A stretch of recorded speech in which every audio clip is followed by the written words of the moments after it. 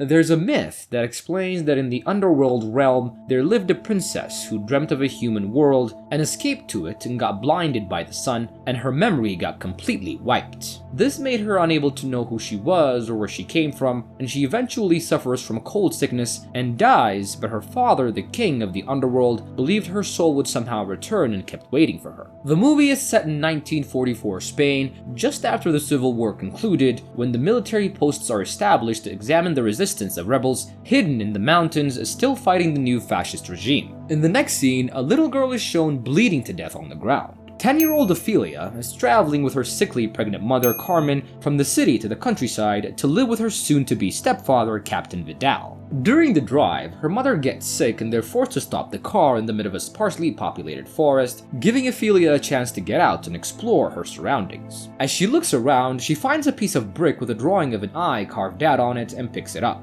After she walks around for a bit, she finds a brick statue with an eye missing and fills it with a piece she found, which results in an insect to come through its mouth calling her name. Once Carmen feels better and the ride resumes, Ofelia tells her that she saw a fairy and it spoke to her, but her mom was too occupied teaching and advising her on how to behave and interact with the captain, and she didn't pay attention to what she was saying. As they arrive at the captain's place, the captain gives Ofelia a cold greeting and escorts her mother inside. Ofelia is excited to see the same insect from earlier and follows it as it leads her to a mysterious labyrinth. Mercedes, head of the captain's housekeeping, follows her and tells her to stay away from the labyrinth. Back at the house, the captain discusses possible actions to take to attack the rebels with his colleagues, including storing all the food and medicine rations in a storeroom at his house to draw them out. He then asks Mercedes to call Dr. Ferrero and have him check on Carmen. The doctor checks on her and gives her a sedative to help her sleep through the night, and as he was leaving, he covertly speaks with Mercedes about a rebel patient with a leg wound and offers her a box of antibiotics to take to the patients, as it's the only thing that he managed to get.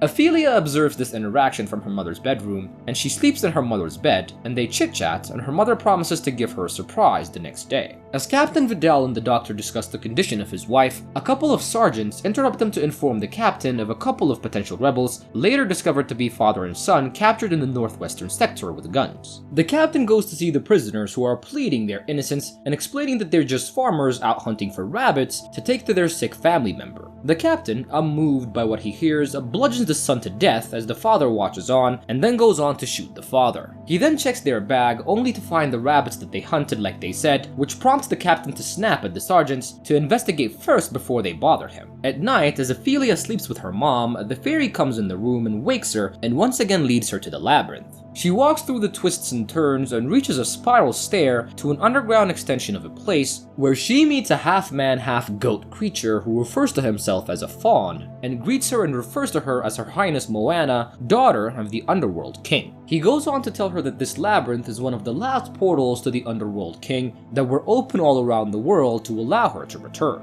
He warns her that in order for her return to be successful, it has to be proved that her essence is still intact by having her complete 3 tasks before the moon is full, and gives her the Book of Crosswords, a seemingly blank book that she should open when she's alone that will show her the future, and the creature then disappears. The next day, the captain gives Mercedes a pair of rabbits from the farmers he executed and tells her to prepare them for dinner. Mercedes then draws Ofelia a bath so she can prepare for the dinner party that the captain is throwing that night. Her mother gives her the surprise, which is a beautiful dress that she made for her and a pair of new shoes to wear at the party. Instead of preparing for the party, Ofelia gets into the bathroom and explores the Book of Crosswords and learns of her first task. Looking very pretty in her new dress, Ofelia goes into the woods to attempt her first task, which is to retrieve a golden key from a giant monstrous toad that has settled in the roots of a fig tree, depriving it of life. She finds the fig tree in the forest and takes off her beautiful new dress and hangs it on the tree branches and enters the root. Inside, she crawls around the sticky mud and finds the monstrous toad who tries to attack her. She uses the 3 magic stones that she found in the book to bait it into swallowing them, which kills him and empties his stomach content, including the golden key. Wait, hold on. Did you subscribe to our channel? Come on guys, you're here, you're watching the video, help us out by hitting the subscribe button as it really helps out me and my team to make more videos for you guys. And now, let's get back to the recap. Having finished her first task, she steps out of the root covered in filth to learn that her dress is completely ruined by the rain and mud. All the food and medicine arrives at the storeroom in the captain's house. The captain takes the only copy of the key for the room from Mercedes for safekeeping. The sergeants then notice some smoke coming out of the forest and follow in the direction, only to learn that they just missed the rebels. The captain finds the box of antibiotics that the doctor gave Mercedes with the vial still inside and curiously keeps it.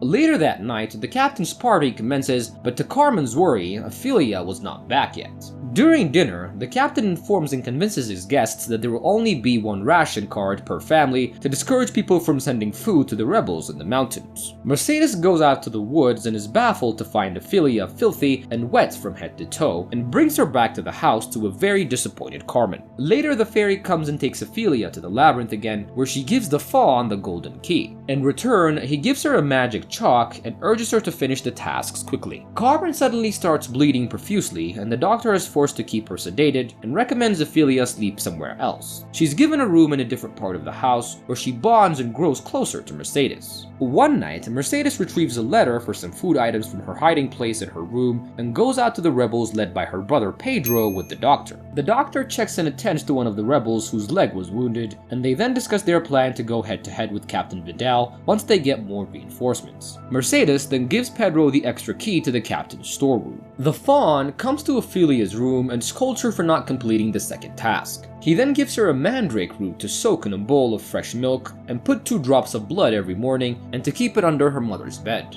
He gives her a magic chalk and his fairies to guide her on her second task and warns her not to eat or drink from the feast that she will encounter. The Book of Crossroads tells Olivia to use the magic chalk to draw a door in her room, and once it opens to let the fairies guide her. She does so and enters a mysterious chamber where a seemingly sleeping pale monster awaits in front of a feast laid on a table. She passes it and uses the golden key to unlock a small box to find a small sword.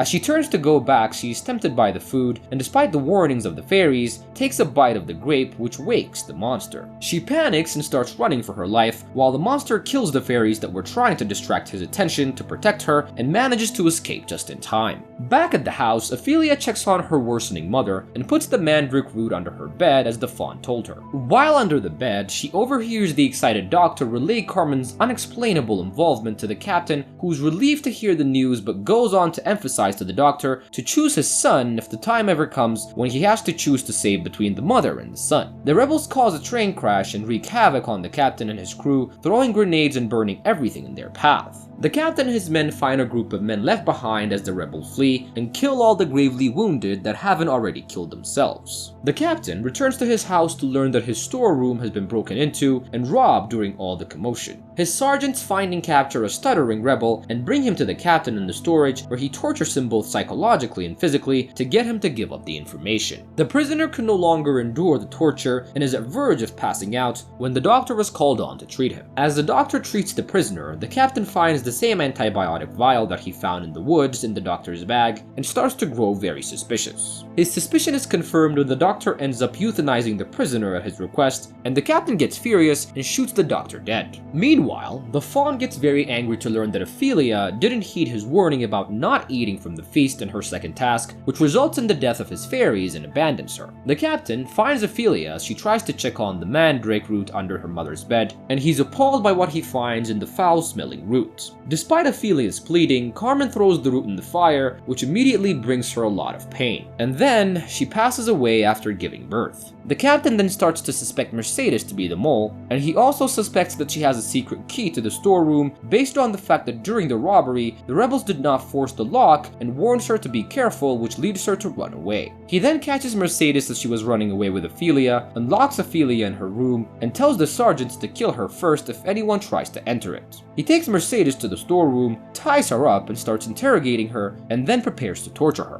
But she takes out a hidden knife and attacks him viciously and escapes. The sergeants follow and surround her as she runs toward the mountains, and she was just about to off herself when the rebels come and rescue her, killing every sergeant in sight. The faun forgives Ofelia and asks her to bring her newborn brother to the labyrinth, and she uses her magic chalk to draw a door and escape from her room to the captain's chamber to take her brother, and he chases her out to the door only to find the whole village burning and under attack. He manages to track her to the inside of the labyrinth, where the faun tells her that her final task is to spill her brother's blood as the portal to the underground needs the blood of the innocent to open. She refuses to hurt her brother, and the captain comes up behind her and shoots her and then takes his son with him. As he's leaving the labyrinth, Mercedes, Pedro, and the rest of the rebels await him at the exit, ready to attack.